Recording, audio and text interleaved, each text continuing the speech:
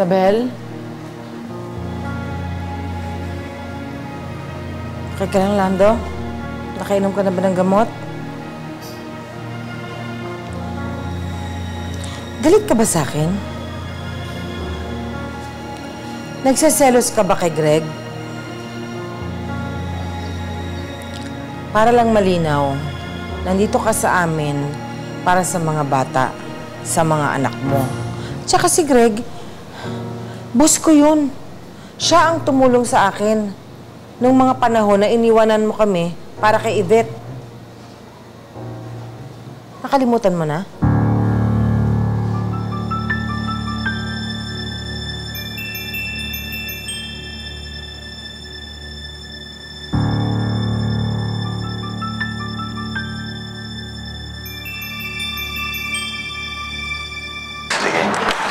Sige, salamat na lang, ha? Lando, ano bang ginagawa mo? Tigilan mo nga yan! Ano ka ba? Lalo ka magkakasakit din, eh. Ano bang pinagkakaganyan mo, si Greg? Eh, siya na nga ang tumutulong sa atin, eh. Dapat nga magpasalamat pa tayo.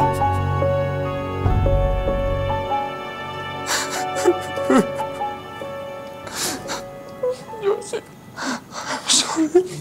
sorry. Lahat ng nagawa ko sa'yo. Kahit siguro isang milyong sorry. Walang katapat ko. Pero sa kapila ng lahat, tinanggap mo pa rin ako at inaalagaan.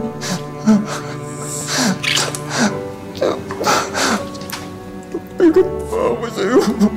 Hindi. Kita mong protektahan at makipagtanggol tulad ng ginagawa ni Greg. Lando, ano ka ba? Naiintindihan kita. May sakit ka. Hayaan mo, ako na lang muna. Huwag ka bang magkaganyan?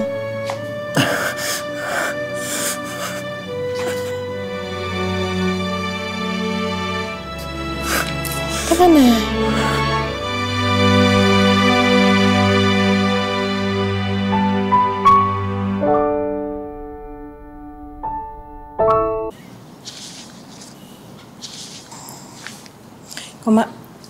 Kung nagugutom ka na, sabi mo lang sa akin, ha? Tatapusin ko lang to kasi kailangan ko ng bayaran bukas, eh.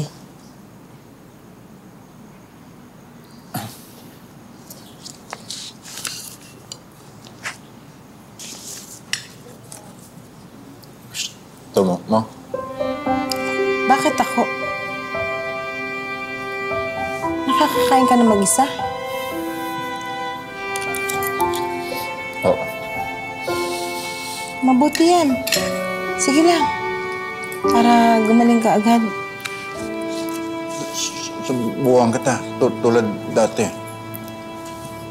Sabay tayong kumain pag tanghalian, di ba?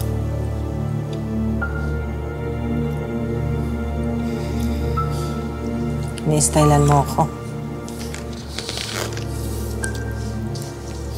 Kumain ka ng kumain para makainom ka na ng gamot pagkatapos.